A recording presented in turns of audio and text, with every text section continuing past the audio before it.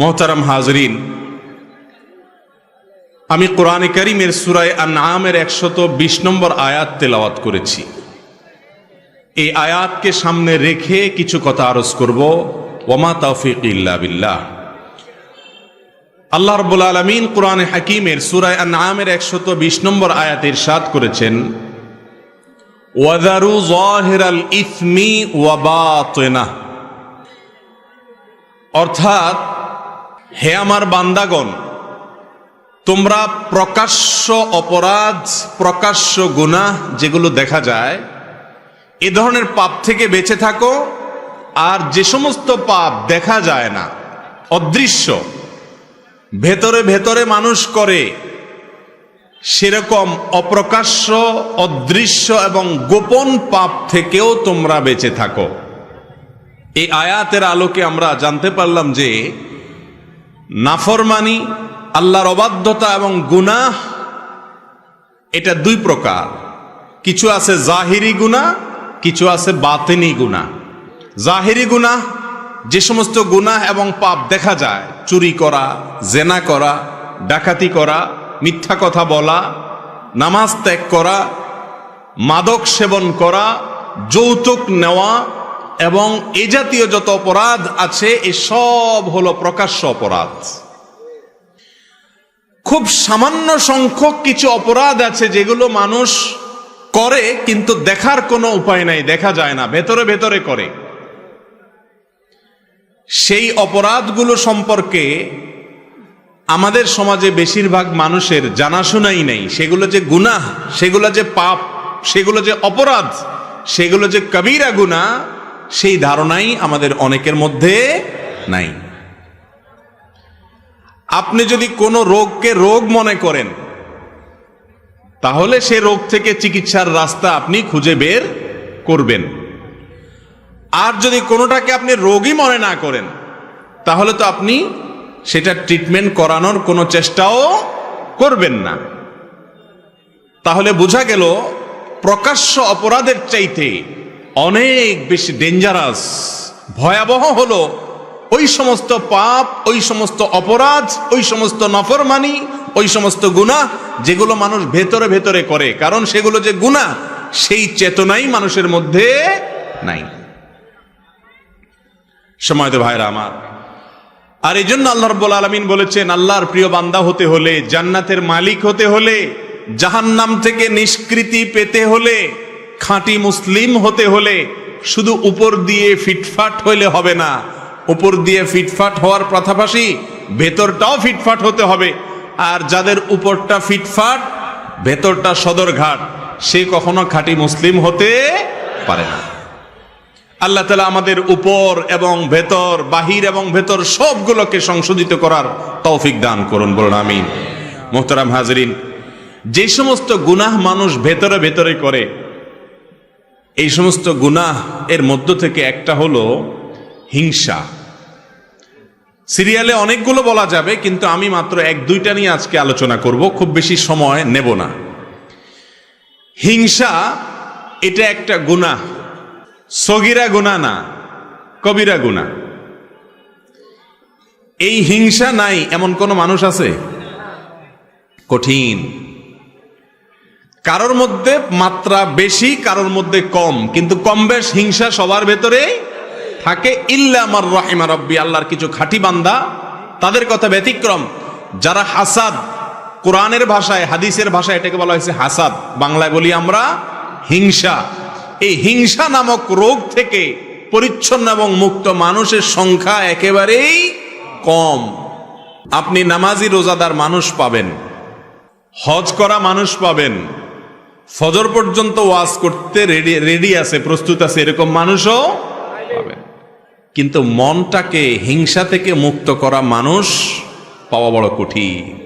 এই হিংসাটা, এটার পরিচয় হলো অন্য কারোর ভালো দেখলে নিজের ভিতরে অস্থির লাগা, অন্যের ভালো দেখলে নিজের কষ্ট লাগা, খারাপ লাগা, এটাকে বলে কি?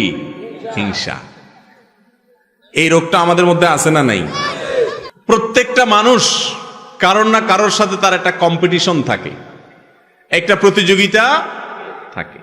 যার সাথে তার প্রতিযোগিতা থাকে, ওই লোকটা একটু আগায় গেলে, ভালো পারলে, কোনো অ্যাচিভ হলে, কোনো ভালো অর্জন করলে আপনার মনের ভেতরে যদি জ্বালা পোড়া শুরু হয়,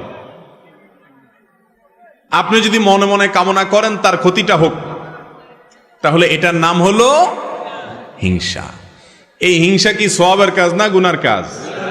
সগীরা গুনাহ না কবিরা গুনাহ? কবিরা গুনাহ। কিরকম কবিরা গুনাহ জানেন? আল্লাহু আকবার।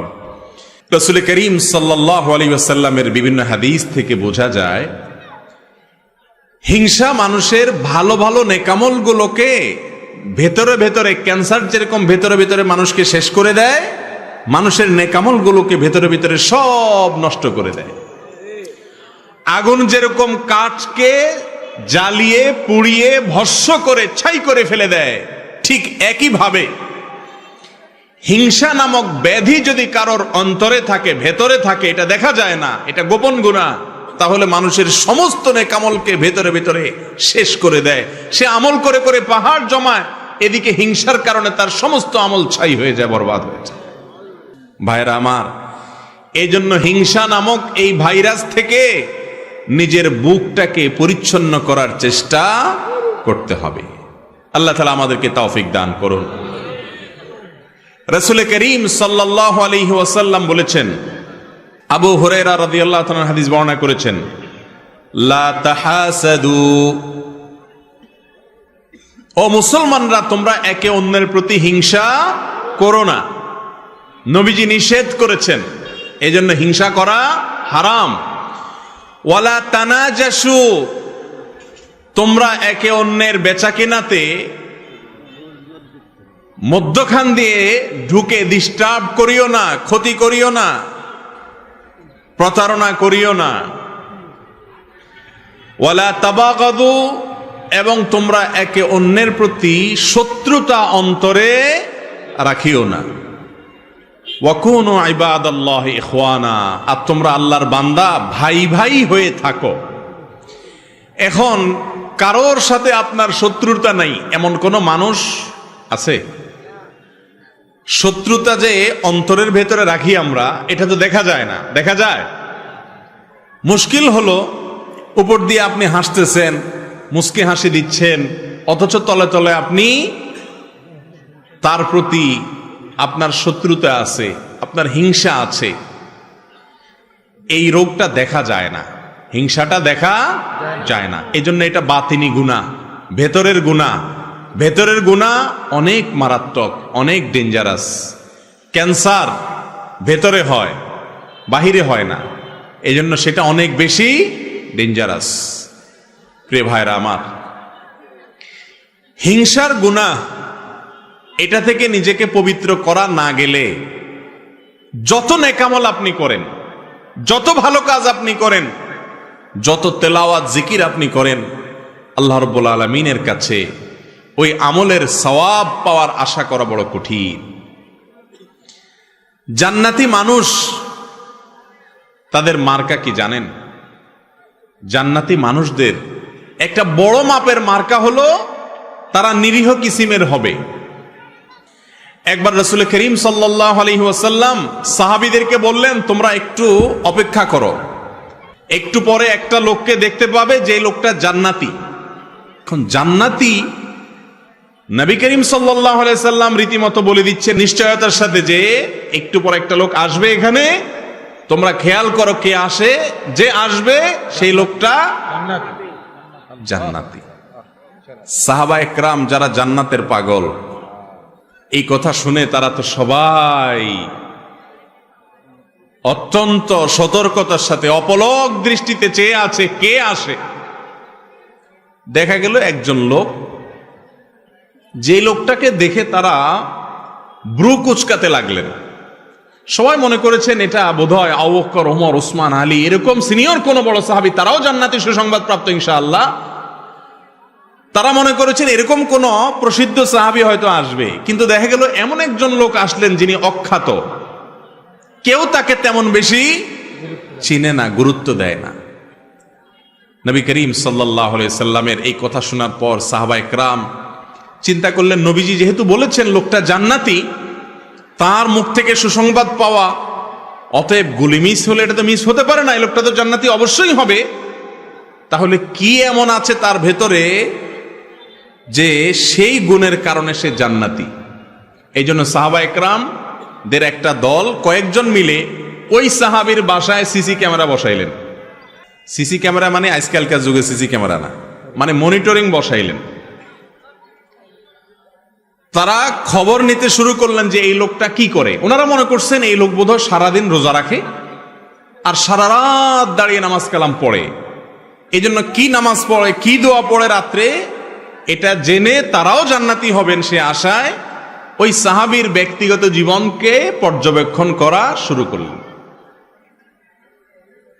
বহু চেষ্টা করে কয়েক রাত পর্যন্ত তার বাড়ির আশেপাশে অবস্থান নিয়ে সাহাবীরা তেমন কিছু উদ্ঘাটন করতে পারলেন না। দেখলেন না, এশা পড়ে যায়, শুয়ে যায়, আবার ফজরের সময় মসজিদে আসে, হয়তো বড় জোর তাহাজ্জুদটা পড়ে, আর বাকি রাত্রে তো নাক ডাকে আমাদের মতো ঘুমায়। লোকটা জান্নাতি, নবীজির মুখ থেকে সংবাদ পেয়ে গেল, কাহিনীটা কি? ওনারা নিজেরা উদ্ধার করতে যখন ব্যর্থ হলেন, এবার ওই লোকটাকে ধরছেন সাহাবীরা, যায় বলছেন, ভাই তোমার সম্পর্কে নবীজি এরকম কথা বলেছেন, কি এমন আমল তুমি করো আমাদেরকে একটু বলে দাও ভাই। জান্নাত তো আল্লাহ তাআলার অনেক বড় জান্নাত, আমাদেরকেও আল্লাহ দিলে তোমার তো আর ক্ষতি হবে না। এই কথাটা সাহাবীরা বলেন নাই, এটা বোঝাতে চেয়েছেন এবং বলেছেন, ভাই বলে দাও কি আমল করো তুমি যে তোমার সম্পর্কে এত বড় সার্টিফিকেট রহমতুল্লিল আলামিন আল্লাহ রাসূল সাল্লাল্লাহু আলাইহি ওয়াসাল্লাম স্বয়ং দিয়ে দিয়েছেন, কি করো তুমি বলো। লোকটা সাহাবীদের কথা শুনে, তিনিও সাহাবী, তিনি বললেন যে ভাই বিশ্বাস করো আমি স্পেশাল কিছুই করি না, তোমরা যা করো আমিও তা করি। ইসলামে অতিরিক্ত কোনো কিছু করার তেমন কোনো সুযোগও নাই, সবকিছু রেডিমেড। আল্লাহ এবং তার রাসূল সাল্লাল্লাহু আলাইহি ওয়াসাল্লামের পক্ষ থেকে সবকিছু রেডিমেড। তোমরা 5 ওয়াক্ত নামাজ পড়ো, ভাই আমি 6 ওয়াক্ত পড়ি না, আমিও 5 ওয়াক্ত পড়ি। তোমরা রমজানের রোজা রাখো, আমিও রমজানের রোজা রাখি। বিশেষ কিছুই আমি করি না, এমনকি অনেক নফল আমল টামলও যে আমি করি এমনও কিছু না। তবে একটা জিনিস আছে আমার, সেটা হলো আমার এই বুকে আল্লাহর জমিনে কোনো মানুষের জন্য আমার কারোর প্রতি আমার কোনো দুঃখ, কষ্ট, শত্রুতা, হিংসা বলতে কিচ্ছু নাই। কেউ আমাকে যদি একটা গালিও দেয় তো আমি একেবারে ফ্রেশ মনে থাকে মাফ করে দিই। কেউ যদি আমার পেছনে শত্রুতাও করে আমি হাসি মুখে উড়াই দিয়া তার জন্য আমার অন্তরটাকে পরিষ্কার করে ফেলাই। কাউকে দেখে যদি আমার কষ্ট হয়, হিংসা হয়, আমি তার জন্য আরো বেশি করে দোয়া করি। এক কথা, আমার অন্তরটাকে আমি পরিচ্ছন্ন করছি। এই একটা আমল আছে স্পেশাল, হয়তো বা এই কারণে আল্লাহ তাআলা আমাকে মর্যাদা দিয়েছেন। ভাইরা আমার, কি বুঝতে পারলেন? জান্নাতি যে লোক হবে তার তসবিহ দানা হবে 1000, তাই না? তসবিহ দানা তো 100 আছে, 33টার আছে, আবার কিছু আছে অনেক বড় তসবিহ, দেখছেন নি? বাপখানা এমন যে কয়েক মাইল লম্বা হবে। তসবিহ সাইজ বড় হলে জান্নাতি হওয়ার গ্যারান্টি এমন কোনো কথা আছে না। দাড়ির সাইজ লম্বা হইলেও জান্নাতি হবে এমন কোনো গ্যারান্টিও, তাই বলে আবার দাড়ি না রাখা জান্নাতে যাওয়ার আশা করেন না। জান্নাতি লোকের জান্নাতে যাওয়ার সবচেয়ে সহজতম উপায়গুলোর মধ্যে থেকে একটা হলো নিজের কলবটাকে, অন্তরটাকে পরিষ্কার করে ফেলা। কাজটা কি সহজ না কঠিন? সহজ বলতেছেন? পাশের বাসার ছেলেটা এসএসসি পরীক্ষায় A+, গোল্ডেন A+ পাইছে, আপনারটা শুধু A পাইছে, A- পাইছে, কেমন লাগে তখন বলেন? মনে হয় যে আমারটা A- পাইছে বুঝলাম, ওইটা A পাইতো, গোল্ডেন A+ পাইছে, এই দুঃখ সহ্য করি কোত্থেকে? এরকম অবস্থা আমাদের মনে হয় কি হয় না? ভাইরা আমার, লেবাসে পোশাকে মুসলমানের অভাব নাই এদেশে। আমার মতো, আপনার মতো এরকম লেবাস পোশাকে মুসলমানের সংখ্যা এদেশে আলহামদুলিল্লাহ কম। ভেতর থেকে মুসলমান এর সংখ্যা এই দেশে অনেক কম। মালিক আমাদের অন্তরগুলোকে আপনি পরিষ্কার করে দেন। একজন খাঁটি মুসলমান একজন জান্নাতি মানুষের অন্তরে কারোর প্রতি শত্রুতা, বিদ্বেষ, হিংসা থাকতে পারে না। মানুষ শত্রুতা করবে, চলতি পথে বহুত লোক আপনার শত্রুতা করবে, সবাই তো ফেরেশতা না। কিন্তু আপনার কাজ হলো সবার জন্য ক্ষমার দরজাটাকে একেবারে উন্মুক্ত করে দেওয়া। ভাইরা আমার, হিংসুক যখন অন্যের ভালো দেখে হিংসা করে, তখন কি সে নিজে সুখী হয় না দুঃখী হয়? আরো কারোর ভালো দেখে যদি আপনার ভেতরে জ্বলে, গ্যাস্ট্রিকের কারণে ভেতরে জ্বললে যেরকম কষ্ট হয়, কারোর ভালো দেখলে ভেতরে জ্বললে সে জ্বালাতেও নাকি ভালো লাগে? কষ্ট হয়। ইবলিস আপনার আমার এত জঘন্য শত্রু যে সে সব সময় আমাদের যেটাতে কষ্ট হয় সেদিকে নিয়ে যায়। এখন কথা হলো, আমাদের অন্তরে হিংসা আছে কিনা এটা বুঝবেন কিভাবে? এটা বোঝার একটা ছোট্ট মিটার আছে। মিটার দেব, মিটারটা ফ্রি, কোনো পয়সা কই লাগবে না। মিটারটা সবাই বুঝে নেন। মিটারটা হলো আপনার সাথে যাদের কম্পিটিশন আছে না, এই যে মিডিয়ার ভাইরা ক্যামেরা কতগুলো সেট করে বসে আছে, ওনাদের মধ্যে পারস্পরিক কম্পিটিশন আছে না? কার চ্যানেলে কত বেশি সাবস্ক্রাইবার হয়, কত বেশি ভিউ হয়। এখন মনে করেন এক ক্যামেরাওয়ালা ভাই দেখলো আরেক ক্যামেরাওয়ালা ভাইয়ের চ্যানেলে ভিউর পরিমাণ অনেক বাড়ছে, তখন যদি তার ভেতরে কষ্ট হয়, চিনচিন করে একটু জ্বলে বুকের ভিতরে, তাহলে বুঝতে হবে কি হচ্ছে? হিংসা হচ্ছে। ওনাদেরটা দিয়ে বুঝাইলাম, আপনারা জোরে জি বলে নিজেদেরকে পাক মনে করেন না, আমরা সবাই এই রোগের রোগী। একজনের ভালো দেখার পরে যার সাথে আপনার কম্পিটিশন হয়, প্রতিবেশীর সাথে হয়, ভাই বোনে হয়, এমনকি বন্ধু বান্ধবের মধ্যে হয়, আলেমদের মধ্যেও আর একটু বেশি হয়। ঠিক না বে? ঠিক। ভালো দেখতে পারে না। একজনের মাহফিলে লোক বেশি হলে আরেকজন বলে যে আমি দেখা দিতাম চান্স পাইলে। এই সমস্ত রোগ আমাদের মধ্যে আছে না নাই? আল্লাহু আকবার। ভাইরা আমার, এই হিংসা এত ডেঞ্জারাস ইবাদত, এত ডেঞ্জারাস অপরাধ, গুনাহ, যে এটা দেখা যায় না। ইয়া বড় দাড়ি, লম্বা রুমাল, বিশাল বড় পাগড়ি, লম্বা জুব্বা, সবই ঠিক আছে, কিন্তু ভিতরে ভিতরে হিংসার ডিব্বা। হতে পারে কি পারে না বলেন? ভাইরা আমার, অন্যের ভালোর খবর শোনার পরে, কারোর ভালো দেখার পরে যদি ভেতরটা চিন করে জ্বলে ওঠে, তাহলে এই মিটার দিয়ে বুঝবেন যে আপনার অন্তরে কি আছে? হিংসা নামক রোগ আছে। এই রোগ অন্তরে থাকলে আপনি কখনো সুখী হতে পারবেন না। আরেকজনের ভালো দেখার পর যদি আপনার ভেতরে কষ্ট হয়, এর মানে হলো আপনার ভেতরে কুফুরির দানা আছে। কিসের দানা? কুফুরির দানা। কুফুরি বুঝেন? আল্লাহ তাআলাকে অস্বীকার করা কত ডেঞ্জারাস বিষয়। আল্লাহর অস্বীকারের দানা আছে আপনার ভিতরে। কিভাবে বুঝবেন? আল্লাহ রাব্বুল আলামিন যদি ওনাকে কোনো ভালো কিছু দেয়, অনেক ভালো কিছু দিলেন, এটা দিছে কে? আল্লাহ। আপনার যদি জ্বলে, আপনার যদি কষ্ট হয়, আপনার ভেতরে যদি অস্থিরতা লাগে, পেরেশানি লাগে, চিনচিন করে, হিংসা হয়, তার মানে আল্লাহর যে ফয়সালা, আল্লাহর যে বন্টন, আল্লাহ যে তাকে দিয়েছেন, আপনি আল্লাহর এই ফয়সালাকে মানতে পারতেছেন না। এটা এক প্রকারের অস্বীকৃতি না? এই জন্য বললাম, হিংসা এই রোগটি মূলত মানুষের অন্তরে কুফরির দানা থেকে সৃষ্টি হয়। আমরা হয়তো খেয়ালও করি না, সবাই কম বেশি রোগের রোগী। সৃষ্টি জগতে প্রথম অপরাধ কি হয়েছে জানেন? গোটা সৃষ্টি জগতে আল্লাহর প্রথম নাফরমানি কোনটা হয়েছে জানেন? কোন গুনাহটার প্রথম হয়েছে বলতে পারেন কেউ? হিংসা দিয়ে যেহেতু আলোচনা করতেছি, অতএব এটাই হবে। চালাক আছেন আপনারা? হ্যাঁ ভাই, আল্লাহ সৃষ্টি জগতে সর্বপ্রথম অপরাধ সেটা হলো এই হিংসা। মিস্টার ইবলিস যখন আল্লাহ তাআলা তাকে সিজদা করার নির্দেশ করলেন আদমকে, তার ভেতরে কি হয়েছে? হিংসা হয়েছে। খলাকতানি মিন নার, ওয়া খালাকতাহু মিন তিন, তাকে মাটি থেকে তৈরি করছেন আল্লাহ, তাকে আমি সিজদা করব, এত মর্যাদা মাটির। হিংসা হয়েছে। এই হিংসার পরবর্তী গুনাহটা হয়েছে তাকাব্বুর, অহংকার।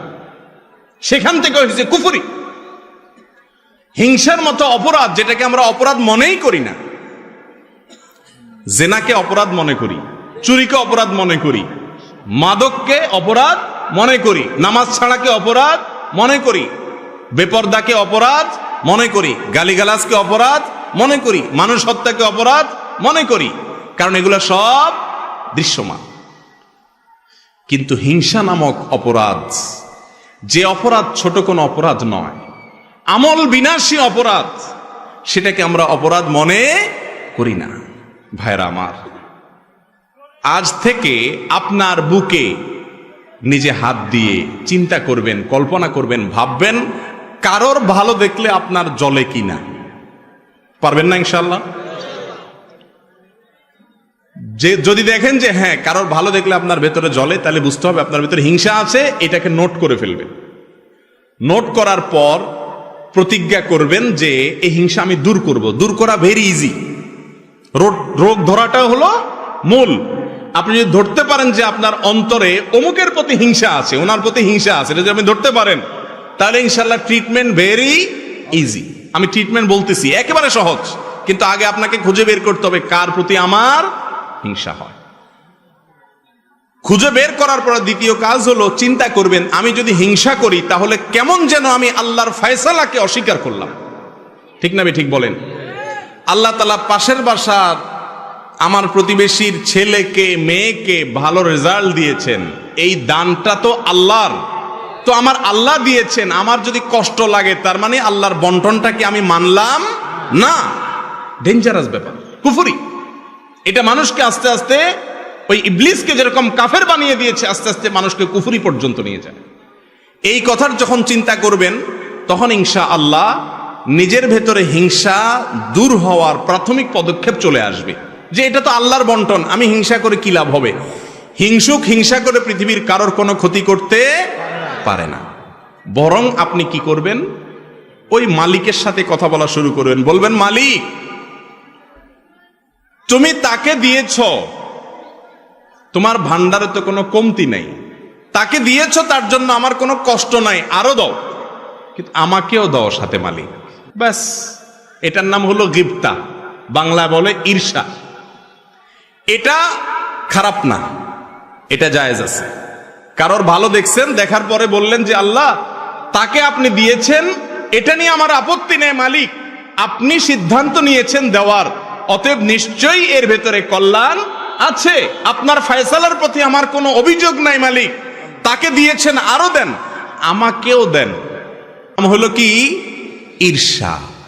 এই ঈর্ষাটা হিংসার মতো নিন্দনীয় বা খারাপ না। যদি আপনার মনের ভেতরে কারোর প্রতি হিংসা হয়, আল্লাহর কসম করে বলতেছি, পরীক্ষা করে দেখেন, নিজের ভেতরে অ্যাপ্লাই করে দেখেন, প্রয়োগ করে দেখেন। যদি আপনি হিংসার রোগ ধরতে পারেন যে অমুকের উন্নতিতে আমার ভেতরে জ্বালা পড়া শুরু হয়েছে, এরপরে আল্লাহর সাথে যদি কথা বলেন, আল্লাহ ওনাকে দিয়েছেন, ভালো কথা, আমি আপনার নাখান্দা গোলাম, আমার হয়তো উপযুক্ততা নাই, তার হয়তো কোনো গোপন ভালো আমলের কারণে তাকে দিয়েছেন, আল্লাহ আমাকেও দেন। এভাবে যদি আল্লাহর সাথে কথা বলেন, দেখবেন যে হিংসা অর্ধেক মন থেকে এমনি দূর হয়ে গেছে। এরপরে দ্বিতীয় যে কাজটা করবেন তা হলো, তারপরেও যদি দেখেন না চিনচিন করে জলে, এবার অ্যান্টিবায়োটিক দিবেন। অ্যান্টিবায়োটিক কি জানেন? অ্যান্টিবায়োটিক হলো নিজের প্রতি নিজের সংগ্রাম। এবার এটাকে বলে আত্মসংগ্রাম। নিজের বিরুদ্ধে নিজে যুদ্ধ করতে হবে। এখন এবার আপনাকে অ্যান্টিবায়োটিকে যেতে হবে, অপারেশনও বলতে পারেন। সেটা হলো এবার নিজের নফসকে বলবেন, নফস আমার আল্লাহ তাকে দিয়েছে, তোমার কাছে কষ্ট লাগে, তুমি হিংসুক, ছোট লোক, অতএব এটার শাস্তি হলো তুমি আল্লাহর কাছে মনে না চাইলে হুদামিসা দোয়া করো, এমনি দোয়া করো, আত্মলি বলো, আল্লাহ ওনাকে যা দিয়েছেন আল্লাহ ওনাকে আরো দেন, আরো দেন। আল্লাহ আল্লাহ আপনার শুকর, আপনি তাকে দিয়েছেন, তার ছেলেকে এ প্লাস দিয়েছেন, আল্লাহ আরো দেন। আল্লাহ ওনার ব্যবসায় অল্প দিনে এত লাভ করছে, আল্লাহ ডবল করে দেন। মনে চাবে না, কিন্তু মনের বিরুদ্ধে মুখে আল্লাহর কাছে কি করবেন? এটা বললে আপনার ভেতরকার যে প্রবৃত্তি, আত্মা, নফস, এই নফস রুসওয়া হবে, বেইজ্জত হবে, লাঞ্ছিত হবে, এবং ইনশাআল্লাহ হিংসা থেকে সে আস্তে আস্তে সরে আসবে। শয়তান তখন বলবে ছেড়ে দেমা কেন্দেবাসি, কারণ এই লোক উল্টা বরং যার প্রতি হিংসা হয় তার জন্য দোয়া করা ধরছে। তার জন্য যদি দোয়া করা ধরে, শয়তান চিন্তা করবে যে এই লোক তো উল্টা বরং আরো তার অন্তরটাকে প্রশস্ত করতেছে। ইমানদারের মন কখনো সংকীর্ণ হতে পারে না, কিন্তু আজ আমাদের মনগুলা সব ছোট, ঠিক না ঠিক? মুমিন বড় মনের হতে হবে। কিসের হতে হবে? বড় মনের হতে হবে। আল্লাহ তাআলা আমাদেরকে তৌফিক দান করুন।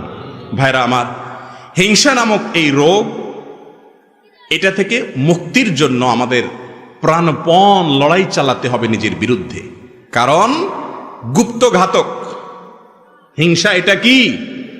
গুপ্ত ঘাতক। ধূমপান, এটাকে বলা হয় গুপ্ত ঘাতক। মাদক গুপ্ত ঘাতক, তামাক গুপ্ত ঘাতক, ভেতরে ভেতরে মানুষকে শেষ করে দেয়। ক্যান্সার গুপ্ত ঘাতক। ঠিক তেমনি ভাবে একজন ইমানদারের জন্য, তার আমলের জন্য, তার ইমানের জন্য গুপ্ত ঘাতক হলো হাসাদ বা হিংসা। আল্লাহ তাআলা আমাদের সবাইকে, আমাদের অন্তরগুলোকে পরিষ্কার করার তৌফিক নসিব করুন। ভাইরা আমার, কারোর প্রতি যখন হিংসা হবে, আপনি যখন নিজের বিরুদ্ধে সংগ্রাম করে হিংসাটা দূর করতে পারবেন, একটু চেষ্টা করলে দেখবেন যে দূর হয়ে গেছে ইনশাআল্লাহ। দূর হয়ে গেলে দেখবেন আপনার মনের ভিতরে শান্তি আসবে। ওনার উন্নতি দেখলে আর কষ্ট হবে না, তখন কি হবে? শান্তি আসবে। মনে হবে যে আল্লাহ ওনাকে দিছেন, দেখ, আল্লাহ তো অভাব নেই, আমাকেও দেখ। এটা যখন করবেন তখন আল্লাহ তাআলা আপনাকেও ইনশাআল্লাহ দিবেন। আর যদি হিংসা করেন, তাহলে ওনাকে আল্লাহ দিছে, আল্লাহ হিংসুককে কোনোদিন দেয় না। আপনাদের সমাজে আপনারা একটু ডানে বামে খেয়াল করে দেখেন, যারা হিংসা করে আল্লাহ রাব্বুল আলামিন হিংসুকদেরকে কখনো দেন না। ওইগুলা জ্বলে পুড়ে খাসিরাত দুনিয়া ওয়াল আখিরা, আমসালা দুইটাই চলে যায়, দুনিয়া আখিরাত দুইটাই বরবাদ হয়ে যায়। হিংসা করে কোনো লাভও হয় না, আর ভেতরে ভেতরে জ্বলে জ্বলে আরো শেষ হয়, ঠিক না ঠিক? হিংসা করলে কি মনে শান্তি লাগে? কথা বলেন। কারোর প্রতি হিংসা হলে কি নিজের মনে শান্তি লাগে? মনে অস্থিরতা লাগে না? অতএব কারোর প্রতি হিংসা করবেন না আপনার নিজের স্বার্থে। কার স্বার্থে? কারণ হিংসা ছাড়লে আপনার আরাম হবে, আর হিংসা করলে আপনার ব্যারাম হবে, কষ্ট হবে, দুঃখ বাড়বে, জ্বালা শুরু হবে, হার্ট অ্যাটাকও করতে পারেন, ঠিক না ঠিক? আল্লাহ তাআলা আমাদের সবাইকে অন্তরের এই গুনাহ এবং অপরাধ থেকে বেঁচে থাকার তৌফিক দান করুন। নাম্বার 2, অনিয়ন্ত্রিত ক্রোধ, সীমাহীন রাগ আমাদের মধ্যে আছে না নাই? বদমেজাজি, এগুলোকে আমরা গুনাহ মনে করি না, কিন্তু বরং অনেক সময় এগুলোকে আমরা খুব গর্ব করে বলি। আরে উল্টাপাল্টা দেখলে আমার চান্দি গরম হয়ে যায়, বলে না? ফুটানি মেরা রোগী রোগ ধরতেই পারে নাই, উল্টা বরং রোগ নিয়ে গর্ব করতেছে। এর নাম হলো মূর্খ। বদমেজাজ, হটমেজাজ, কথায় কথায় রাগ নিয়ন্ত্রণের বাইরে চলে যায়, আবার গর্ব করে ফুটানি মেরে বলে কি, আমি উল্টাপাল্টা কিছু দেখলে আমার মাথা ঠিক থাকে না, আমি একদম সহ্য করতে পারি না।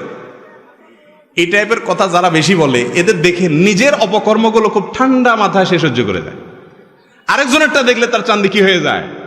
গরম হয়ে যায়। রোগী, এর নাম হলো কি? রোগী। নামাজ পড়ে, রোজা রাখে, দাড়ি টুপি আছে, জুব্বা পাগড়ি আছে, পাঞ্জাবি আছে, সবকিছু আছে, কিন্তু তার চরিত্র হলো সে বদমেজাজ। এ কখনো ভালো মুসলমান হতে, এটাও একটা রোগ, এটাও একটা রোগ।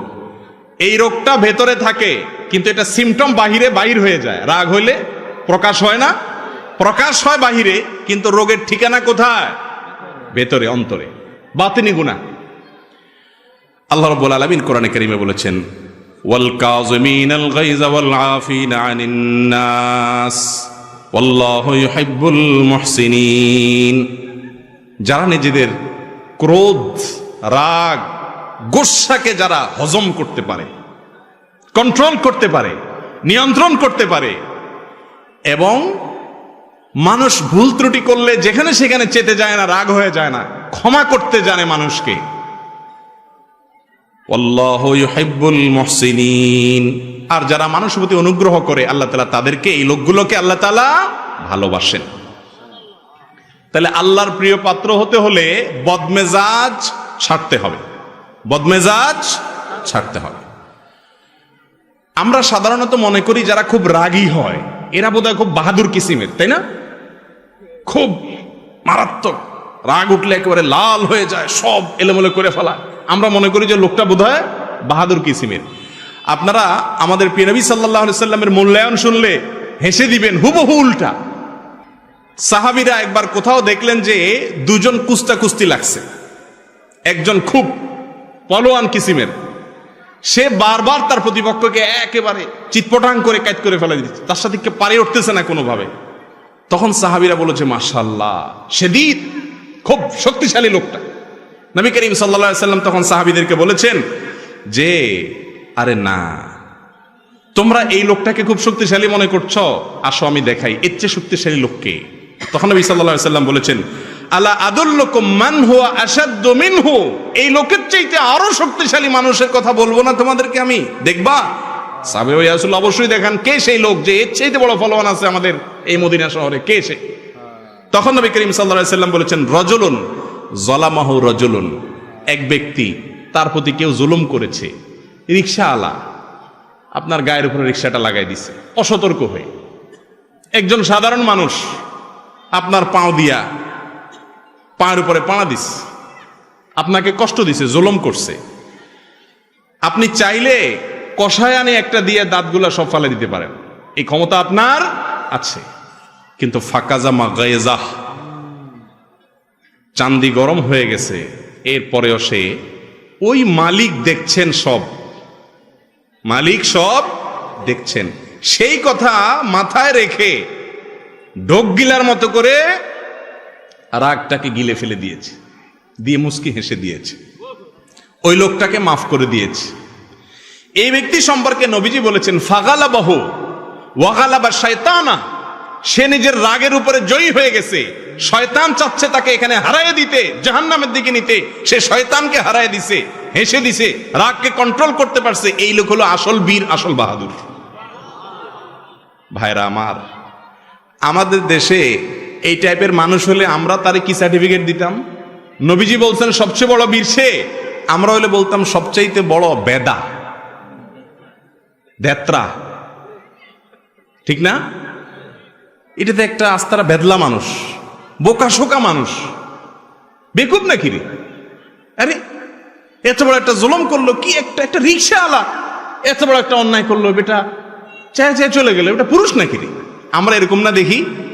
দেখেন নবী করিম সাল্লাল্লাহু আলাইহি সাল্লামের দেখার দৃষ্টিভঙ্গি আর আমাদের দৃষ্টিভঙ্গির মধ্যে পার্থক্য কত বেশি, রোগী তো ধরতে পারতেছি না আমরা। ভাইরা আমার, যাত্রার সাথে রাগ জাহির করতে ফেলা এটা সবাই পারে, এটা পারার জন্য কোনো যোগ্যতার প্রয়োজন, কিন্তু রাগকে কন্ট্রোল করার জন্য যোগ্যতার প্রয়োজন হয়। কন্ট্রোল করা সবাই পারে না। পাতলা পায়খানার বেগ আসছে, ধরে রাখতে পারে না, এ কি সুস্থ না রোগী? কথা বলেন, রোগী। আমরা বলি ডায়রিয়ার রোগী, তাই না? আর বাথরুমের বেগ আসছে, এরপরে অদীর্ঘ সময় ধরে রাখতে পারছে, আমরা বলি সুস্থ মানুষ, ঠিক না বেঠিক? আউট অফ কন্ট্রোল হয়ে গেছে, ডাইরেক্ট হয়ে গেছে, কোনোভাবে ধরে রাখতে পারে না, এটা হলো অসুস্থ ব্যক্তি। রাগ আসলে চান্দি গরম হয়ে যায়, ভাঙচুর শুরু করে, এলোমেলো করে ফেলে সব, মাথা গরম হয়ে যায়, হট মেজাজ হয়ে যায়। তার মানে এই ডায়রিয়ার রোগীর মতো রোগী কন্ট্রোল করতে পারে না, এটার স্ক্রু ঢিলা। স্ক্রু কি? আপনারা মনে করেন স্ক্রু বেশি টাইট, ওইটা একটু বেশি ঢিলা, স্ক্রু ঢিলা দেখেই সে হট হয়ে যায়। কথা বুঝেন নাই? বদমেজাজ যে তার স্ক্রু টাইট না ঢিলা? বিশ্বাস হয় না আপনাদের? কারণ স্ক্রুটা যদি টাইট থাকতো তাহলে তার কন্ট্রোলিং পাওয়ার থাকতো, সাথে সাথে ব্রেক দিতে পারতো, যেখানে সেখানে রাগ দেখাইতো না। ভাইরা আমার, এই রোগটা আজকাল অনেক বেশি। বড়রা তো বড়রা, ছোট বাচ্চা কাচ্চা, 3 বছরের 4 বছরের বাচ্চা কাচ্চা যেগুলো আছে, সব অভিভাবকদের একটাই কথা, মারাত্মক রাগী, ঠিক না বে ঠিক? বাপ মা আবার এমন স্টাইলে বলে মনে হয় যে খুব গর্বিত, ঠিক না? বলে যে মারাত্মক রাগী ছেলেটা, ডেঞ্জারাস রাগী। ও ছেলে যে রোগী এটা সে নিজেও টের পাচ্ছে না। ঠিক না ভাই, ঠিক বলেন? ছোট ছোট বাচ্চাদেরকেও দেখবেন গত 10-20 বছর আগেও, মুরব্বীরা বলতে পারবেন, 10-20 বছর আগেও পোলাপান এত হট মেজাজি ছিল না। এখন আরে বাপরে বাপ, চান্দি চুন্দি সব গরম। ঠিক না ভাই, ঠিক? কোনো ঠান্ডা মানুষ টানুষ নেই। চুলের তো নুন বেশ করলে ভাঙতে শুরু করে দেয়। হ্যাঁ, তার সিনারিও দেখার জন্য সবাই অস্থির হয়ে যায়। ঠিক না ভাই, ঠিক? এর অবশ্য অন্য কারণ আছে। এর কারণ কি জানেননি? ওইটা আরেক রোগ। এটা হলো মোবাইলে গেমস পোলাপানকে দিতে দিতে গেমসে কি দেখে, গেমসে যা দেখে সব হলো কি মারামারি, কাটাকাটি। সামনে আসছে ঠুস ঠুস মারো। ঠিক না ভাই, ঠিক? ওই সাপের গেম যেটা খেলান একই কথা, খাই ফেলা। সামনে যারা আছে তারাই খাই ফেলা। এই যে গোটা সমাজে হানাহানি, খুনাখুনি, মারামারি, খাই খাই, ধর ধর মার মার কেন আসছে? এগুলোর অনেক কারণের ভিতরে একটা ছোটখাটো কারণ এটাও যে আমাদের এই গেমসের ফিতনা আমাদের বাচ্চাগুলোকে ক্রেজি করে দিচ্ছে, এদেরকে উগ্র করে দিচ্ছে, বদমেজাজ করে দিচ্ছে, কোনো কিছু মানতে রাজি না, সামনে যা পাবে ধর্মার খা। বুঝেন নাই কথা? আল্লাহ তাআলা আমাদের সবাইকে সুস্থ মানসিকতা অর্জন করার তৌফিক নসিব করুন। বলছিলাম ক্রোধের কথা। ছোট বাচ্চারাও এখন বদমেজাজি। ভাইরা আমার, রাগ খারাপ জিনিস না। রাগ মূলত খারাপ জিনিস। রাগকে নিয়ন্ত্রণ করতে না পারা এটা হলো খারাপ জিনিস। এই জন্য আল্লাহ রাব্বুল আলামিনের ভাষা দেখবেন, ওলামা ইকরাম মজা পাবেন জানেন, ওয়াল কাযিমিনাল গাইজ। আল্লাহ বলেছেন যারা রাগকে সংবরণ করে। কাজম এর মানে হলো মশক। মশক আগের যুগে পানি রাখার জন্য চামড়ার যে এখন ফুদে বড় করার বালিশ আছে না কিছু, এখন আজকাল পাওয়া যায় মেডিসিনের দোকানে গরম পানি রাখার জন্য ওইগুলোর মধ্যে। তো এটার মধ্যে হট ওয়াটারের যে ব্যাগ, এই ব্যাগের মধ্যে পানি রাখলে সেটা যাতে বের না হয়, এটার জন্য সিভিটিভি ভালো করে আটকানো, এটাকে বলা হয় কাজম, নিয়ন্ত্রণ করা, কন্ট্রোল করা। আল্লাহ তাআলা বলেছেন ওয়াল কাযিমিনাল গায়জ, যারা তাদের ক্রোধকে, রাগকে এরকম নিয়ন্ত্রণ করে, ওই হট ওয়াটার ব্যাগ থেকে যেরকম এক ফোঁটা পানি বের হতে দেয় না ব্যাগে, ঠিক তেমনি ভাবে যেই ব্যক্তি তার রাগ আছে ঠিকই, যখন তখন সেটাকে বের করে দেয় না। যখন যতটুকু দরকার হয় হট ওয়াটারের ব্যাগ খুলে মানুষ ঢালে, সেও যেখানে যতটুকু দরকার হয় ততটুকু রাগ জাহির করে, যেখানে সেখানে রেগে যায় না, কন্ট্রোল করতে পারে। এই ব্যক্তির প্রশংসা আল্লাহ করেছেন। আল্লাহ বলেন নাই ওয়াল আদিমিনাল গায়জ, আল্লাহ কিন্তু বলেন নাই ওয়াল আদিমিনাল গায়জ। আদিমিনাল গায়জ মানে যাদের রাগ নাই, তাদের প্রশংসা আল্লাহ করেন নাই। একেবারে বেদলা রাগটা কিচ্ছু নাই, বেদামাস, এটার প্রশংসা নাই। রাগ থাকতে হবে, তবে রাগরে কি করতে হবে? কন্ট্রোল। আপনার রাগের চোটে মায়ের সামনে মুখটা খারাপ করে ফেলে দিলেন, রাগের চোটে একটা গালি বের হয়ে গেল, রাগের চোটে বাপকে ঝাড়ি দিয়ে বসলেন, রাগের চোটে একজন মুরব্বির সাথে বেয়াদবি করে বসলেন, রাগের চোটে একজন দুর্বল মানুষকে একটা থাপ্পড় দিয়ে বসলেন। দুনিয়াতে মাস্তানি করবেন, কিয়ামতের ময়দানে এসব ওয়াজ টোয়াজ শোনায় কাজে আসবে না, কোরআন তেলাওয়াত জিকির আজকার কাজে আসবে না। ওই থাপ্পড়ের কারণে নেকামল দিয়ে সে লোকরে নিজে ভিক্ষুকের মতো, ফকিরের মতো জাহান্নামে নিক্ষিপ্ত হইতে হবে। এত সহজ না জান্নাত। নিজের বিরুদ্ধে সংগ্রাম করা শিখতে হবে। আল্লাহ তাআলা আমাদের সবাইকে মানুষের মতো মানুষ হওয়ার তৌফিক দান করুন। একজন মানুষ প্রকৃত অর্থে ভালো মুসলমান হইতে হলে আগে ভালো মানুষ হইতে হবে। ভালো মানুষ হওয়া ছাড়া ভালো মুসলমান হওয়ার কোনো পথ খোলা নেই। অতএব রাগকে সংবরণ করতে হবে। এক সাহাবী এসে বলতেছেন, ইয়া রাসূলুল্লাহ, আমাকে একটু উপদেশ করেন, আমাকে একটা উপদেশ করেন। আমরা তো এখন উপদেশ চাই না, হুজুরদের কাছে যাই শুধু দোয়া চায়, হুজুর একটু দোয়া করিয়েন। আজ পর্যন্ত আমি দেখি নাই, আমি তো ছোট মৌলবী, মুরব্বীরা আরো বড় মৌলবী সাহেবরা ভালো জানেন, সাধারণ মানুষ আসে কি বলেনি কি, হুজুর আমাকে একটা নসিহত করেন, কোন আমলটা করব বা কি করব। এগুলা পাওয়া যায় সচরাচর? সব শুধু দোয়া চায়, কারণ মনে করে যে হুজুররা দোয়া করে দিলে আমি আকাম কুকাম যাই করি না কেন শর্টকাট হইতে মনে আল্লাহ পার করে দিবে। বুঝছেন নি? বাঙালি সব জায়গায় আমরা শুধুমাত্র শর্ট রাস্তা খুঁজি, সোজা রাস্তায় কোথাও যাইতে রাজি না। আখিরাতের ক্ষেত্রে একই কথা, হুজুরদের দোয়া নিয়ে শর্টকাটে যেতে চাই, নিজে সোজা হইতে রাজি। সাহাবী জিজ্ঞাসা করতেছে, ইয়া রাসূলুল্লাহ আউসিনি, আমাকে একটু ওসিয়ত করেন, উপদেশ করেন। নবী করিম সাল্লাল্লাহু আলাইহি সাল্লাম বলেছেন, তোমার জন্য উপদেশ হলো লা তাগদাব, গোসা করবে না। সাহাবী চিন্তা করলেন, আরে কি একটা কথা হলো, এটা একটা আমল হলো নি, গোসা করো না। তুমি এতবার সুবহানাল্লাহ বলিও, এই দোয়াটা পড়িও, এরকম কিছু হয়তো হবে। নবীজি এটা কি বললেন? তখন বললেন, আবার বললেন, ইয়া রাসূলুল্লাহ আউসিনি, আমাকে একটু ওসিয়ত করেন। নবী করিম সাল্লাল্লাহু আলাইহি সাল্লাম আবারও তাকে বললেন, দ্বিতীয় দফায়ও তোমার জন্য ওসিয়ত হলো লা তাগদাব, গোসা করবা না, বদমেজাজি দেখাবা না। আবার ওসিয়ত চাইলেন, একই ওসিয়ত করলেন। কারণ নবীজি বুঝতে পেরেছেন যে এই রোগটার মধ্যে বদমেজাজির রোগ আছে, এজন্য তাকে ওই ট্রিটমেন্ট দিচ্ছেন। অন্য একটা হাদিসে আছে, রাসূল করিম সাল্লাল্লাহু আলাইহি সাল্লাম একজনকে বলেছেন, লা তাগদাব ওয়ালাকাল জান্নাহ, রাগ করো না, জান্নাত তোমার। রাগ করো না, জান্নাত তোমার। ভাইরা আবার যত সহজে বলে ফেললাম, একটু চিন্তা করেন তো কথাটা কত ওজনী। রাগ করো না, জান্নাত তোমার। তার মানে যদি তুমি ফরজ আমলগুলো করার পরে, বড় বড় কবিরা গুনাহ থেকে বাঁচার পরে নিজের রাগকে যদি সংবরণ করতে পারো, নিয়ন্ত্রণ করতে পারো, যেখানে সেখানে জেদ না দেখাও, জুলুম না করো, বদমেজাজি না করো, তাহলে সেক্ষেত্রে তোমার জান্নাতের গ্যারান্টি হয়ে গেল। কত বড় ব্যাপার চিন্তা করে দেখেন। আল্লাহ তাআলা আমাদের সবার রাগগুলোকে সংবরণ করার তৌফিক নসিব করুন। ভাইরা আমার, রাগ তিন প্রকার। এক প্রকারের রাগ প্রশংসনীয়, এক প্রকারের রাগ নিন্দনীয়, আরেক প্রকারের রাগ অনুমোদিত অর্থাৎ জায়েজ। প্রশংসনীয় রাগ আছে। কোন রাগ? আল্লাহর হুকুম লঙ্ঘন হতে দেখলে রাগ করা, তাও নিয়ন্ত্রিত হইতে হবে, অনিয়ন্ত্রিত না। ছেলে নামাজ পড়ে না, মা বাপ তুলে গালি দিলেন, এ রাগ কি প্রশংসনীয় হবে? ছেলে নামাজ পড়ে না, চোখ মুখ লাল হয়ে যাবে, রাগান্বিত হয়ে যাবেন, এটা প্রশংসনীয়। কিন্তু রাগান্বিত হয়ে যদি মুখ দিয়ে গালি বাইর হয়ে যায়, তাহলে শেষ, অনিয়ন্ত্রিত হয়ে গেল, ডায়রিয়ার রোগী। কথা বুঝতে পারছেন? অতএব রাগকে নিয়ন্ত্রণ করার মধ্যে প্রশংসা, রাগ করলে প্রশংসনীয় তখন রাগ হবে যেই রাগ হবে আল্লাহর কোন নির্দেশ লঙ্ঘন হলে। প্রিয় নবী করিম সাল্লাল্লাহু আলাইহি সাল্লাম কখনো সাধারণত রাগ করতেন না।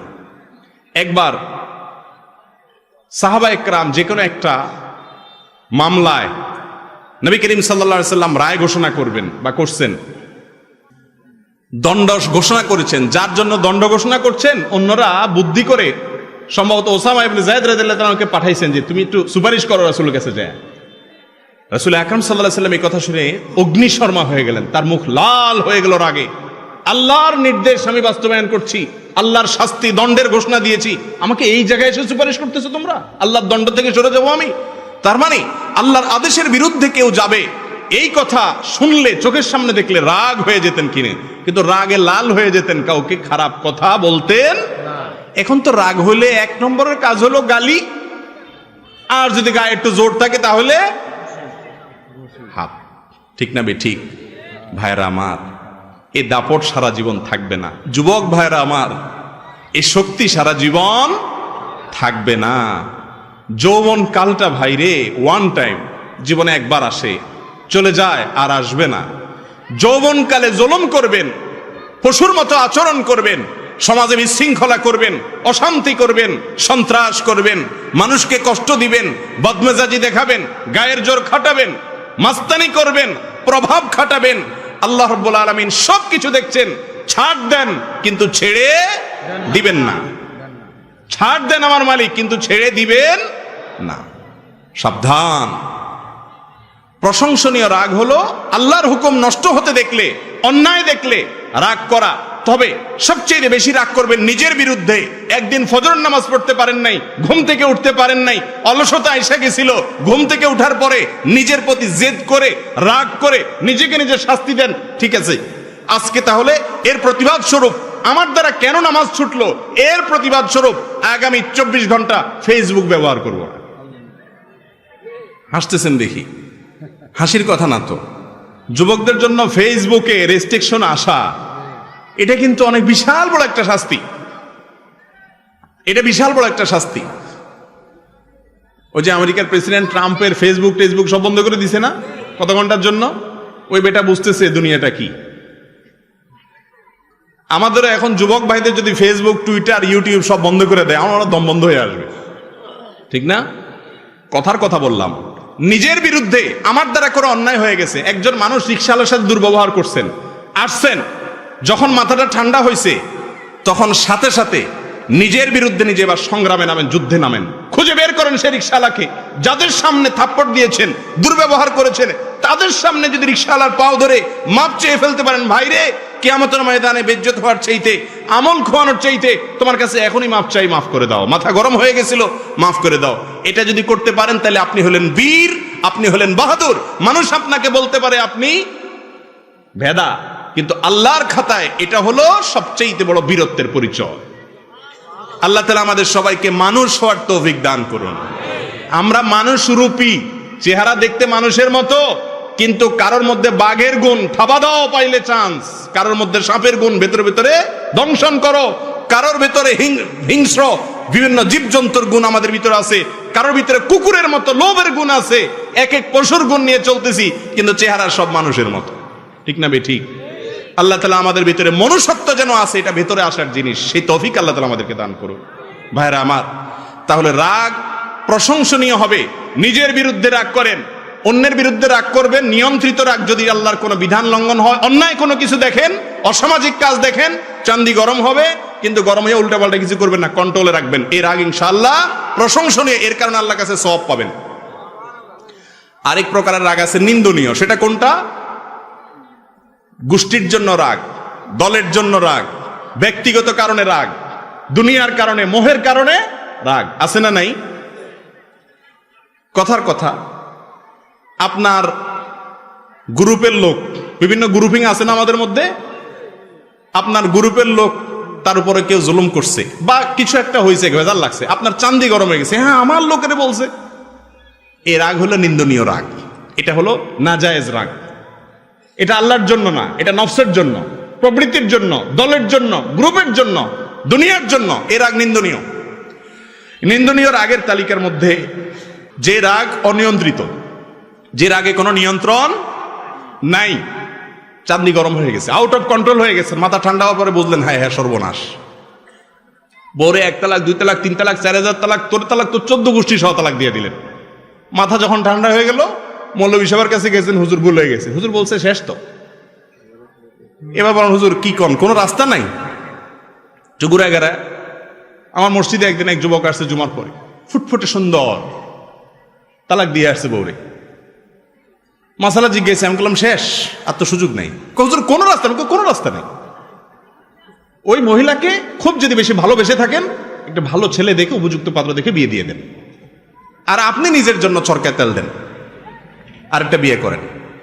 তালাক মারবেন 2টার জায়গায় 3টা। আমার এক হুজুর ছিলেন খুলনাতে, হুজুরের কাছে তালাকের মাসালা জিজ্ঞাসা করতে আসলে ওনার গদির নিচে একটা ব্যাট থাকতো। সরকারি অফিসার আসছে না কোনো ব্যবসায়ী আসছে, এসব দেখা দেখি নাই। চোখ বন্ধ করে আগে উড়াদুড়া মায়ের, তালাকের মাসালা পরে দমসে আগে মায়ের দিয়া হুজুর হাঁফায় উঠলে এরপর ব্যাটটা থেকে ক এবার ক মাসালা। এটা কামাজ পাস না, যেখানে সেখানে আকাম কুকাম করে যায়, বউর উপরে সব রাগ জাড়স। কিছু বেহায়া নির্লজ্জ পুরুষ আছে এই সমাজে। এই নির্লজ্জ পুরুষরা কিছু না হইলে বউর উপরে 1 তালাকা দেয় না, একসাথে শত শত হাজার হাজার তালাক মারে। ওমর রাদিয়াল্লাহু তাআলা বেঁচে থাকলে এগুলো ধইরা শুধু বেত্রাঘাত না, এগুলো ঝুলায় বাঁধায় পিটাইত। এগুলো সব কিন্তু বদমেজাজ থেকে হয়। কোত্থেকে হয়? রাগ যদি কন্ট্রোল করা শিখে, তাহলে এই সমস্ত আপত্তিকর বা অনভিপ্রেত কিছু ঘটবে না। অতএব রাগরে কন্ট্রোল করবেন তো ইনশাআল্লাহ। জায়েজ রাগ হলো দুনিয়ার কারণে রাগ করলেন, ছেলে একটা জিনিস নষ্ট করে ফেলছে, একজনে কিছু করে উল্টাপাল্টা করে ফেলছে, দেখছেন রাগ করছেন, কিন্তু রাগটা নিয়ন্ত্রণে আছে, সীমা ছাড়াই নাই, মুখ খারাপ করেন নাই, জুলুম করেন নাই, এই রাগটা হলো জায়েজ রাগ। এবার আসেন পরিশেষে যেটি বলতে চাই তা হলো রাগ নিয়ন্ত্রণ করবেন কিভাবে, ঔষধ কি? এতক্ষণ তো রোগের কথা বললাম, এবার আসেন ওষুধের কথা বলে শেষ করি। ওষুধ হলো, 1 নম্বরের ওষুধ হলো, রাগ যখন উঠবে আউযু বিল্লাহি মিনাশ শাইতানির রাজিম পড়বেন। কি পড়বেন? আউযু বিল্লাহি মিনাশ শাইতানির রাজিম। সাথে সাথে দেখবেন রাগের মিটার 99 ডিগ্রি থেকে একেবারে ধাপ করে দেখবেন 0-তে চলে আসছে। এক ব্যক্তি নবী করিম সাল্লাল্লাহু আলাইহি সাল্লামের যুগে খুব জিদ দেখাচ্ছে, উনি দূর থেকে দেখতে পাচ্ছেন, চান্দি টান্দি গরম করে ফেলছে, চিল্লাচিল্লি করতেছে, খুব সিন ক্রিয়েট করতেছে, রাগ উঠে গেছে মাথা। নবী করিম সাল্লাল্লাহু আলাইহি সাল্লাম দূর থেকে ওই লোককে শুনায়া বলতেছেন, আমি একটি কালিমা জানি, ইন্নী লা আ'লামু কালিমাতান, আমি একটি বাক্য জানি, যেই বাক্যটা এই লোকটার এখন চান্দি গরম আছে, সে যদি পড়ে তাহলে তার রাগের মিটার ধপ করে নেমে যাবে, সে শান্ত হয়ে যাবে। সে বাক্যটা কি? নবীজি দূর থেকে তাকে শুনে শুনে বললেন, আউযু বিল্লাহি মিনাশ শাইতানির রাজীম। অর্থাৎ আল্লাহ, আপনার কাছে আমি আশ্রয় চাই শয়তান থেকে, যে শয়তান আমারে খেপায় দিচ্ছে, খোঁচাচ্ছে, আমার বদমেজাজ উঠাই দিছে শয়তান, তার কাছ থেকে মালিক আপনার কাছে পানা চাই। হাদিসে আসছে ওই সাহাবী দূর থেকে শুনছেন, তো উনি শুনে সাথে সাথে পড়ছেন, ওনার রাগও সাথে সাথে ঠান্ডা হয়ে গেছে। নবীজির কৌশল দেখেন, উনি তো ওই লোককে কাছে যায় বলতে পারতো, এই মিয়া বদমেজাজি দেখাইতেছ, শুনো আমল শিখাই দিই, পড়লে থেমে যাবে, আওয়াজ শতাদিন পড়ো। রাগের মাথা যদি তার সামনে যে এরকম কথা বলতো, এই লোক বেয়াদবি করে বেঈমান হওয়ার ভয় ছিল কি ছিল না? আমরা হলে তো এরকমই করতাম। নবীজির কৌশল দেখেন, যারা দাওয়াতের কাজ করবে, ইসলামের কথা মানুষকে বলবে, তারা অনেক বেশি কৌশল জানতে হবে, সুন্দর উপায়ে বলতে হবে, উপস্থাপনটা ভালোভাবে হইতে হবে। এই জন্য নবী করিম সাল্লাল্লাহু আলাইহি সাল্লাম তাকে শোনায়া শোনায়া দূর থেকে বললেন, আমি একটা বাক্য জানি, এটা বললে রাগ কমে যায়, যাতে করে তার কান পর্যন্ত কথাটাও পৌঁছাইলো আর সে জিদ দেখানোর সুযোগও পেল না। দেখছেন নবীজির হিকমত? এমনি এমনি গোটা পৃথিবী 23 বছরে পরিবর্তন করে ফেলার নাই। আল্লাহ তাআলা তাকে কি দিয়েছেন? হিকমা দিয়েছেন। ভাইরা আমার, তো এই জন্য রাগ আসলে রাগকে নিয়ন্ত্রণ করার জন্য, রাগ কমানোর জন্য কয়েকটা আমলে কথা বলবো। 1 নম্বরের আমল হলো কি? আউযু বিল্লাহি মিনাশ শাইতানির রাজিম পড়া। কোরআন থেকে দলিল নেন এটা সপক্ষে। আল্লাহ রাব্বুল আলামিন বলেছেন, ইম্মা ইয়ানজাগান্নাকা মিনাশ শাইতানি নাযগুন ফাস্তাইজ বিল্লাহি মিনাশ শাইতানির রাজিম। শয়তান যদি তোমাদেরকে খোঁচা দেয়, রাগটা শয়তান থেকে আসে, তখন তোমরা আউযু বিল্লাহি মিনাশ শাইতানির রাজিম পাঠ করবা। একটা ওষুধ হয়ে গেল। নাম্বার 2, অবস্থার পরিবর্তন করা। দাঁড়ানো অবস্থায় যদি রাগ আসে, হাদিসে আসছে কি করে যান? বসে যান। বসা অবস্থা রাগ আসছে, শুয়ে যান। খেয়াল করে দেখেন, দাঁড়ানো অবস্থায় রাগ আসলে যদি ওই রাগী লোকটাকে ধরে ধরে একটু কোন রকম 3-4 জন মিলে বসাই দিতে পারেন, দেখবেন চান্দি অর্ধেক ঠান্ডা হয়ে গেছে। আর যদি সুন্দর করে ক্যাচ করে শোয়াই দিতে পারেন, তো দেখবেন পুরাই শেষ। আবার সাবধানে থাকেন, বেশি জোরাজোরি করতে গেলে মারধর খাইতে পারেন। পরে আমার দোষ দিয়ে না যে আপনার আমল অনুযায়ী করতে গিয়ে উল্টা মার খাইছি। তবে এটা যারটা সে করার নিয়ম, আরেকজন না। খুব রাগ উঠছে, বুঝতেই পারতেছেন যে এখন একটা অঘটন ঘটে যাবে, সাথে সাথে অবস্থার পরিবর্তন করেন, বসে যান অথবা বসা থাকলে শুয়ে যান। 2টা আমল গেল। 3 নম্বর আমল হলো যথাসম্ভব রাগ যেন কন্ট্রোলের বাইরে না যায়, সেজন্য ঝগড়া অ্যাভয়েড করা। ঝগড়া, আমাদের বাঙালি জাতির মধ্যে কিছু পছন্দনীয় কাজ আছে, কিছু কুকাজ আছে, যেগুলোর প্রতি আমাদের অনেক বেশি দুর্বলতা, আমরা অনেক বেশি ভালোবাসি বাঙালি। সেটার ভিতরে একটা হলো ঝগড়া, অযথা আজাইরা ঝগড়া। 2 জনের ঝগড়া লাগছে, ওখানে 3য় জনের ঝগড়া লাগে। বাসে উঠছে, 2 সিট আলা ঝগড়া লাগছে, ওখানে দেখবেন আরো 4 জন আজাইরা লেগে গেছে। ঠিক না ঠিক? এই ঝগড়া থেকে যতটা দূরে রাখতে পারবেন, তত বেশি আপনার রাগ কন্ট্রোল করা যাবে। একটা হাদিস শুনেন, নবী করিম সাল্লাল্লাহু আলাইহি সাল্লাম বলেছেন, আনা যাঈমুন বিবাইতিন ফি ওয়াসতিল জান্নাতি লিমান তারাকাল মিরা ওয়া ইন কানা মুহিক্কান।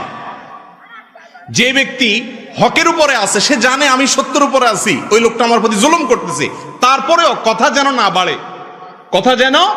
বাড়ে, পরিস্থিতি যাতে অবনতি না হয়, সেজন্য সে মুখে কুলুপ দিয়ে নিজেকে কন্ট্রোল করে বসায় রাখলো। ঠিক আছে ভাই, তোরটাই ঠিক আছে, মেনে নিল। ঝগড়া অ্যাভয়েড করলো, মামলায় গেল না, ভেজালে গেল না। এই ব্যক্তি সম্পর্কে নবীজি বলেছেন, এই ধৈর্য ধারণ করার কারণে আল্লাহ রাব্বুল আলামিন তার জন্য জান্নাতের মাঝখানে, নবী করিম সাল্লাল্লাহু আলাইহি সাল্লাম বলেছেন, আমি আল্লাহর কাছ থেকে তার জন্য জান্নাতের সেন্টার পয়েন্টে একটি প্রাসাদের দায়িত্ব নিলাম। সুবহানাল্লাহ। তাহলে জান্নাতের গ্যারান্টি তো হলো জান্নাতের একেবারে সেন্টার পয়েন্টে মাঝখানে একটা প্রাসাদের দায়িত্ব নিলেন আল্লাহর পক্ষ থেকে স্বয়ং নবী করিম সাল্লাল্লাহু আলাইহি সাল্লাম। এখন আমাদের সমাজে যদি মামলা 2-4টা করতে পারে, উল্টে ফেলাতে পারে রাগের চোটে, তাহলে বলে বাপের বেটা। ঠিক না? ওইটা আসলে মায়ের বেটা। বাপের বেটা কোনটা? বাপের বেটা যে সবকিছু করতে পারে, তারপরেও তাকায়া মাটির দিকে চেয়ে চলে আসছে আল্লাহর জন্য। এ হলো আসল বাপের বেটা, আসল বীর পুরুষ। তাহলে রাগকে নিয়ন্ত্রণ করার জন্য ঝগড়া অ্যাভয়েড করা, এটাকে অ্যাভয়েড করা, যথাসম্ভব ঝগড়া এড়িয়ে চলা, গন্ডগোল এড়িয়ে চলা। ঠিক আছে বাবা, নিজের ন্যায়ের উপরে থাকিও, ছেড়ে দেওয়া, এই ছাড় দেওয়ার মানসিকতা যদি থাকে, এই ব্যক্তি হলো আসল মুসলমান, ভালো মুসলমান। আমি আজকে যে কথাগুলো বলতেছি, এগুলো শুকনা কথা, ভালো লাগার কথা না। সুবহানাল্লাহ আলহামদুলিল্লাহ ফজিলত বলতেছি না, কারণ সুবহানাল্লাহ আলহামদুলিল্লাহ বলা এটা অনেক সহজ। কিন্তু কারোর সাথে ঝগড়া লাগছে, বাবা তোরটাই ঠিক আছে, আমি গেলাম, থাক, মাপ চাই, নিজে সাইড কেটে চলে যাওয়া, এটা কিন্তু সুবহানাল্লাহ বলার মতো সহজ কাজ না। কোরআন খতম করা সোজা, এই কাজটা অনেক কঠিন। আল্লাহ আমাদের তৌফিক দান করুন। 4 নম্বর আমল হলো অজু করা। 4 নম্বর আমল কি রে ভাই? অজু করা। নবী করিম সাল্লাল্লাহু আলাইহি সাল্লাম বলেছেন, ইন্নামাল গাযাবু মিনান নারি ওয়াশ শাইতান, রাগ এটা আগুন থেকে আসে। রাগ উঠলে দেখবেন শরীর গরম হয়ে যায়, হট হয়ে যায় না? বেশি রাগ উঠলে দেখবেন যে শরীরে হাত দিলে মনে হয় যে টেম্পারেচার অনেক বেশি, মনে হয় জ্বর আসছে, আসলে জ্বর আসে নাই, এটা আগুন থেকে আসে শরীরের মধ্যে। নবী করিম সাল্লাল্লাহু আলাইহি সাল্লাম বলেছেন, মানুষের ভিতরে জেদ, রাগ এটা আগুন থেকে আসে, শয়তান থেকে আসে। আর আগুন এবং শয়তানকে নেভানোর জন্য পানি ব্যবহার করতে হয়, অর্থাৎ অজু করতে হয়। যত রাগ আসুক না কেন, কষ্ট মষ্ট করে যদি একটু অজু করে ফেলেন, দেখবেন ইনশাআল্লাহ রাগে পানি ঢেলে গেছে। কথা কি বুঝতে পারছি? 4 নম্বর আমল হলো অজু করা। 5 নম্বর আমল হলো রাগ নিয়ন্ত্রণ করলে ওই যে জান্নাতের গ্যারান্টি আছে, নবী করিম সাল্লাল্লাহু আলাইহি সাল্লামের ওসিয়ত আছে, আল্লাহ তাআলা ভালোবাসেন বলেছেন, সেগুলো চিন্তা করবেন। এবং একটা ঘটনা, ওই যে আয়াত বলেছে সেই প্রেক্ষিতে আমাদের জানা দরকার, সেটা হলো আলী ইবনুল হুসাইন রাদিয়াল্লাহু তাআলা আনহু। আলী রাদিয়াল্লাহু তাআলা ছেলে হুসাইন, ওনার ছেলে নাম রাখছে কি বাপের নামে আলী। আলী ইবনুল হুসাইন রাদিয়াল্লাহু তাআলা আনহু তার একজন কাজের লোক ছিল, সে পানি ঢেলে দিচ্ছিল, উনি অজু করতেছেন। তো ভারী কোনো বদনা ছিল, কাঁসা টাসার বদনা, অনেক দূর থেকে দিচ্ছে, হঠাৎ করে ওটা হাত থেকে ধাপ করে ছুটে গেছে, ছুটে ওনার হাতে পড়ছে, খুব ব্যথা পাইছে। এখন মালিকের হাতে ব্যথা লাগছে,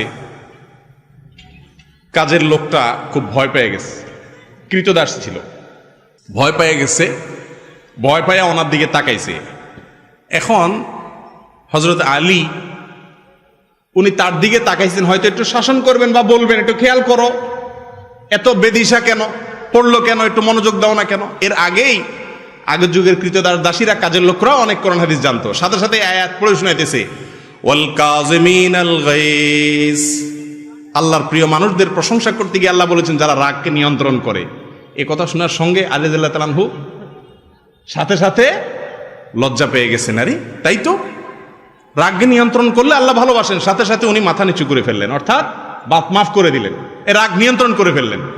এরপরে বাদী পরের আয়াতের পরের অংশ বলছেন, ওয়াল আফিনা আনিন নাস, শুধু রাগ নিয়ন্ত্রণ করলে হবে না, উপর দিয়ে কিছু বললেন না, ভিতরে তো জিদ আছে,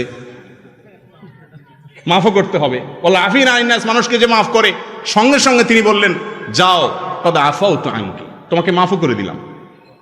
বাদী এবার আয়াতের শেষ অংশ পড়তেছে, আল্লাহু ইউহিব্বুল মুহসিনিন, শুধু মাফ করলে হবে না, বরং উল্টা আরো ইহসান করতে হবে, অনুগ্রহ করতে হবে, তবে আল্লাহ ভালোবাসবে। সাথে সাথে উনি বললেন, যাও অনুগ্রহ করে তুমি কৃতদাসী, তোমাকে আমি মুক্ত করে দিলাম। সুবহানাল্লাহ। সুবহানাল্লাহ জোর খুব বেশি এই জন্য হয় নাই যে আপনারা এটার মর্ম বুঝতেছেন না। এই যুগে একটা মার্সিডিজ গাড়ি আল্লাহর রাস্তায় দান করা, 5 কোটি টাকা দামের একটা মার্সিডিজ গাড়ি আল্লাহর রাস্তায়, নিজের গাড়িটা কাউকে কথায় কথায় দিয়ে দেওয়া, এটা যেরকম মনে করেন সে যুগে একজন কৃতদাস দাসী মুক্ত করা, সেরকম সর্বোচ্চ সম্পদগুলোর মধ্যে একটা ছিল দাসদাস, এত দামের ছিল, স্বাধীন করে দিয়েছে, মুক্ত করে, বিনা পয়সা। আমরা হলে বলতাম, তুমি কাঁসার বালতি ফালাইয়া, বদনা ফালাইয়া আমার হাতে ব্যথা দিছ, আমি যখন এখন তোমার সাইজ করব, বুঝতে পারছো, এখন তুমি আমারে আয়াত শুনাইতে আসছো, ওয়াজ করতে আইছো না?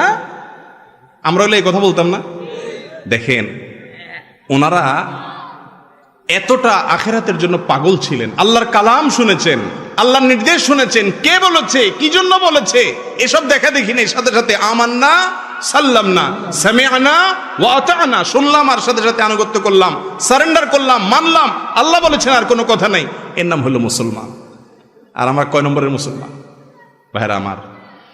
এই জন্য রাগকে নিয়ন্ত্রণ করার জন্য কি সওয়াব আছে সেগুলো চিন্তা করতে হবে। এটা হলো 5 নম্বরের করণীয়, তাহলে ইনশাআল্লাহ রাগ নিয়ন্ত্রণ করতে পারবেন। 6 নম্বর হলো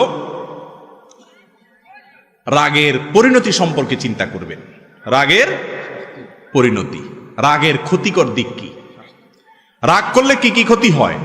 একটা কথা বাংলায় বিভিন্ন জায়গায় লেখা থাকে, কথাটাকে স্বর্ণের অক্ষরে লেখা দরকার, সেটা হলো রেগে গেলেন তো হেরে গেলেন।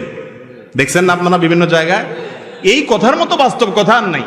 জীবনে যতবার বেইজ্জত হইছেন চিন্তা করে দেখেন, বদমেজাজির কারণে বেইজ্জত হইছেন, শ্বশুরবাড়িতে যায় বদমেজাজি দেখাইছেন, পরে সারা জীবন শরম পাইছেন, ঠিক না বেঠিক? অজাগায় কুজাগায় গরম হয়েছেন, রাগ হয়ে গেছেন, পরে শরম লাগে সেই জায়গা দিয়ে যাইতে, ঠিক না বেঠিক? রাগ এমন একটা জিনিস, শয়তান আপনারে চেতায় দিল তো হারায় দিল, শেষ। এই জন্য চেতনা আসলে এর ক্ষতিকর দিক কি, আখেরাতের ক্ষতি, দুনিয়ার ক্ষতি, এগুলো চিন্তা করবেন। তাহলে ইনশাআল্লাহ আল্লাহ তাআলা আপনাকে উত্তম পুরস্কার দিবেন, রাগ কন্ট্রোল করার ক্ষমতা দিবেন। সর্বশেষ হাদিস বলে শেষ করব। রাসূল করিম সাল্লাল্লাহু আলাইহি সাল্লাম বলেছেন, কিয়ামতের দিন আল্লাহ তাআলা কিয়ামতের ময়দানে সব মানুষের সামনে ডাকবেন, এক শ্রেণীর লোককে ডাকবেন। কে? যারা দুনিয়াতে জিদ দেখাইতে পারত কিন্তু দেখায় নাই, হজম করছে। ইউদআ কাযিমাল গাইজি আলা রুউসিল খালাইক ইয়াউমাল কিয়ামাহ আও কামা ক্বালা আলাইহিস সালাতু ওয়াস সালাম। কিয়ামতের দিন সমস্ত মানুষের সামনে রাগ নিয়ন্ত্রণকারী মানুষদেরকে ডাকা হবে। যারা নিজেদের রাগকে বিভিন্ন সময় নিয়ন্ত্রণ করতে পারছো, বীরত্ব দেখাইতে পারছো, আসো। আল্লাহ তাআলা নিজের হাতে তাদেরকে বিশেষভাবে পুরস্কৃত করবেন। আল্লাহ উঠাবেন, সবার সামনে দেখাবেন, প্রদর্শন করাবেন, এই সেই লোক দুনিয়াতে জিদ দেখাইতে পারতো, দেখাই নাই, তার প্রশংসা হবে। আল্লাহ তাআলা আমাকে, আপনাকে, আমাদের সবাইকে আমাদের রাগগুলোকে সংবরণ করার, কন্ট্রোল করার, নিয়ন্ত্রণ করার তৌফিক দান করুন। ছোট বাচ্চারা যদি রাগ করে, এই আমলগুলো তো তাদেরকে বলতে পারবেন না, তাহলে কি করবেন? একটা পলিসি, একটা আমল শিখেন, রুকিয়া, একটা ঝাড়ফুঁক শিখেন। পানি, খাবার যাই দিবেন বদমেজাজ বাচ্চাদেরকে, আউযু বিল্লাহি মিনাশ শাইতানির রাজিম 7 বার পড়ে ফু দিবেন, দিয়া খাওয়াইবেন, পারলে ছিটাবেন। ইনশাআল্লাহ দেখবেন ওর বদমেজাজি আস্তে আস্তে কমবে। এছাড়া আরো কিছু পলিসি আছে। রাগ হলে সাথে সাথে তার কাঙ্ক্ষিত জিনিসটা দিয়ে দেন, এটা ভুল। কোনো বাচ্চা সে যখন দেখে চেতলেই তো পাওয়া যায়, তখন তার চেতনটা নিয়মিত হইতে থাকে। তাকে বুঝতে দিতে হবে যে চান্দু, চেতলেই সব সময় তোমাকে দেওয়া হবে না, ঠান্ডা হও, মাপ চাও, লাইনে আসো, তারপরে পাবা। এভাবে এক্সারসাইজ করলে আস্তে আস্তে ইনশাআল্লাহ রাগ সংবরণ সেও করবে। আল্লাহ রাব্বুল আলামিন আমাদেরকে, আমাদের পরিবারকে, আমাদের সমাজকে শান্তিপূর্ণ সমাজ হিসেবে গড়ে তোলার তৌফিক দান করুন। আমরা যেন ভেতরকার অপরাধ, পাপ, বাতিনি গুনাহ, এগুলো একটা একটা করে ছেড়ে আমাদের ভেতরটাকে পরিষ্কার করে খাঁটি মুসলমান যেন হতে পারে, সেই তৌফিক দান করুন। ভেতরের গুনাহের সিরিয়াল অনেক বেশি, 2টা গুনাহের কথা শুধু আজকে বললাম। আল্লাহ তাআলা তৌফিক দিলে অন্য কোনো সময় অন্য গুনাহগুলো নিয়ে কথা বলবো। হাদা ওয়া উসাল্লি ওয়া উসাল্লিমু আলা নবিয়িনা মুহাম্মদ ওয়া জাযাকুমুল্লাহু খায়রা।